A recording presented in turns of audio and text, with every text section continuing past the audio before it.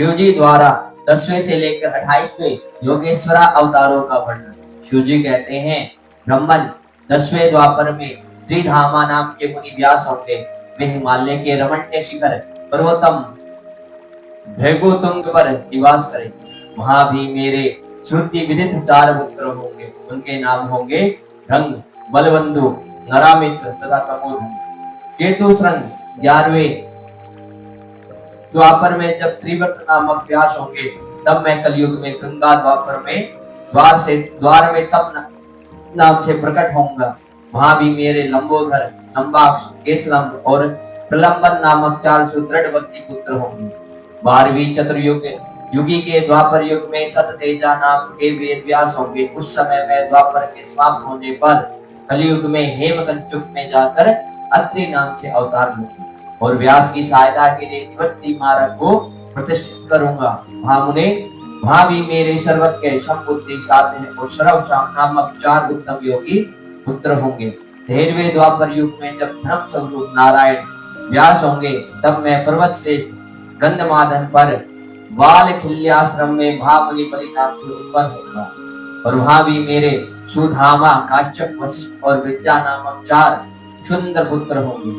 14वां चतुर्युगी के द्वापर युग में जब रक्ष नामक व्यास होंगे, उस समय मैं अंगिरा के वंश में गौतम नाम से उत्पन्न होगा।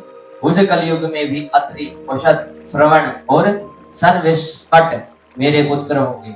15वें द्वापर में जब त्रियारुणी व्यास होंगे, उस समय मैं हिमालय के पृष्ठभाग में स्थित वेदशिष नामक पर्वत पर सरस्वती के उत्तर तट का आश्रय ले वेदशिरा नाम से अवतार ग्रहण करूंगा। उस समय महापराक्रमी वेदशिर ही मेरा अस्त्र होगा। वहां भी मेरे 4 सुदृढ़ पराक्रमी पुत्र होंगे। उनके नाम होंगे कुणी, कुणिबाहु, कुशरीर और कुनेत्र। 16वें द्वापर युग में जब व्यास का नाम देव होगा, तब मैं योग प्रदान करने के लिए परम पुण्य में गोकर्ण वन में गोकर्ण नाम से प्रकट होगा। वहां भी मेरे काश्यप, कृष्णा, च्यवन और बृहस्पति नामक 4 पुत्र होंगे। वे जल के समान निर्मल और योगी होंगे तथा उसी मार्ग के आश्रम में शिवलोक को प्राप्त हो जाएंगे। 17वीं चतुर्युग के द्वापर युग में देव कृतंज व्यास होंगे। उस समय मैं हिमालय के अत्यंत ऊंचे एवं रमणीय शिखर महाल्य पर्वत पर गुहावासी नाम से अवतार धारण करूंगा, जो कि हिमालय शिव क्षेत्र कहलाता है। यही उत्थ्य, वामदेव, महायोग और महाबल नाम के मेरे पुत्र भी होंगे। 18वीं चतुर्युगी के द्वापर युग में जब कृतंज व्यास होंगे, तब मैं हिमालय के उस सुंदर शिखर पर, जिसका नाम शिखंडी पर्वत है और जहाँ महान पुण्य में सिद्ध क्षेत्र तथा सिद्धों द्वारा सेवित शिखंडी वन भी है, शिखंडी नाम से उत्पन्न होगा। वहां भी वाजहस्रभा, रुचिक, श्यावास्य और यतीश्वर नामक मेरे 4 तपस्वी पुत्र होंगे। 19वें द्वापर में महामुनि भारद्वाज व्यास होंगे। उस समय भी मैं हिमालय के शिखर पर माली नाम से उत्पन्न होगा और मेरे सिर पर लंबी लंबी जटाएं होंगी। वहां भी मेरे सागर के से गंभीर स्वभाव वाले हिरण्या नाम कौशल्य, लोकाक्षी और परधीमी नामक पुत्र होंगे। 20वीं चतुर्युगी के द्वापर में होने वाले व्यास का नाम गौतम होगा। तब मैं भी हिमवान के पृष्ठभाग में स्थित पर्वत क्षेत्र 28 पर, जो सदा देवता, मनुष्य, यक्षेंद्र, सिद्ध और चरणों द्वारा अधिष्ठित रहता है, 28 नाम से अवतार धारण करूंगा। उस युग के मनुष्य 28 के प्रेमी होंगे। उस समय भी मेरे उत्तम योग संपन्न 4 पुत्र होंगे। उनके नाम होंगे सुमन, वरवरी, विद्वान, कवंद और कुणिगंधर। 21वें द्वापर युग में जब वातस्रवा नाम के व्यास होंगे, तब मैं दारुक नाम से प्रकट होऊंगा, इसलिए उस शुभ स्थान का नाम दारुवन पड़ जाएगा। वहां भी मेरे वृक्ष, धारभायग्नि, केतुमान तथा उत्तम नाम के 4 परम योगी पुत्र उत्पन्न होंगे। 22वीं चतुर्युगी के द्वापर में जब सुषमायन नामक व्यास होंगे, तब मैं भी वाराणसीपुरी में नांगली भीम नामक महामुनि के रूप में अवतरित होऊंगा। उस कलयुग में इंद्र सहित समस्त देवता मुझ युद्धधारी शिव का दर्शन करेंगे। उस अवतार में भी मेरे वल्लभी, मधु, पिंग और श्वेत केतु नामक 4 परम धार्मिक पुत्र होंगे। 23वीं चतुर्युगी में जब तृण बिंदु मुनि व्यास होंगे, तब मैं सुंदर कालिंजगिरी पर श्वेत नाम से प्रकट होऊंगा। वहां भी मेरे उचित नस्व, देवल और कवि नाम से प्रसिद्ध 4 तपस्वी पुत्र होंगे।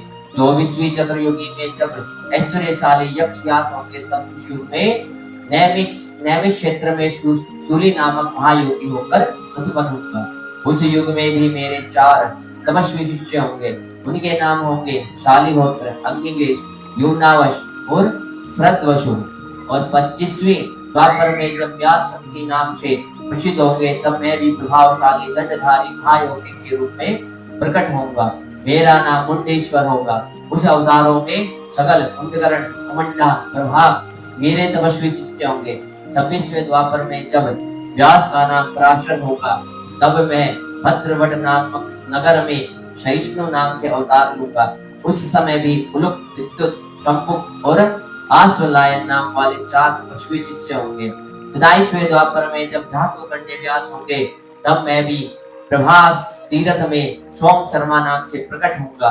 वहां भी अक्षपाल, कुमार, उलुक और वत्स नाम से प्रसिद्ध मेरे 4 तपस्वी शिष्य होंगे। 28वें द्वापर में जब भगवान श्री हरि पराशर के पुत्र रूप में द्वैपायन नामक व्यास होंगे, तब पुरुषोत्तम श्री कृष्ण अपने छठे अंश से वसुदेव के श्रेष्ठ पुत्र के रूप में उत्पन्न होकर वसुदेव कहलाएंगे। उसी समय योगात्मा में भी लोगों को आश्चर्य में डालने के लिए योगा माया के प्रभाव से ब्रह्मचारी का शरीर धारण करके प्रकट होऊंगा। फिर शमशान भूमि में मृतक रूप से पड़े हुए अविच्छिन्न शरीर को देखकर मैं ब्राह्मणों को हित साधन के लिए योग माया के आश्रय से उसमें घुस जाऊंगा और फिर तुम्हारे तथा विष्णु के साथ मेरुगिरी की पुण्यमयी दिव्य गुहा में प्रवेश करूंगा।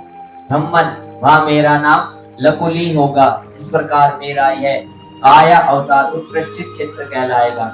यह जब तक पृथ्वी काया रहेगी, तब तक लोक में परम विख्यात रहेगा। उस अवतार में भी मेरे 4 तपस्वी शिष्य होंगे। उनके नाम कुशिक, गर्ग, मित्र और पौरुष्य होंगे। वे वेदों के पारगामी, उद्ररेता, ब्राह्मण योगी होंगे और महेश्वर योग को प्राप्त करके शिवलोक को चले जाएंगे।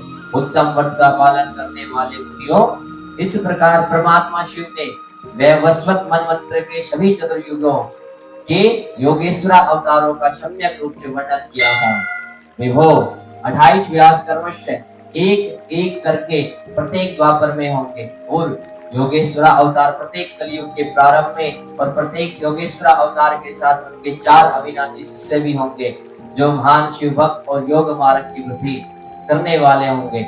इन पशुपति के शिष्यों के शरीर पर भस्म रमी रहेगी, ललाट त्रिपुंड से सुशोभित रहेगा और रुद्राक्ष की माला ही इनका आभूषण होगा। ये सभी शिष्य धर्मपरायण, वेद वेदांत के पारगामी और विद्वान और सदाभार भीतर से लिंगार्चन में तत्पर रहने वाले होंगे। ये शिवजी में भक्ति रखकर योग पूर्वक ध्यान में निष्ठा करने वाले और जितेंद्रिय होंगे। विद्वानों ने इनकी संख्या 112 बतलाई। इस प्रकार मैंने 28 युगों के क्रम से मनु से लेकर कृष्ण अवतार पर्यंत सभी अवतारों के लक्षणों का वर्णन कर दिया है।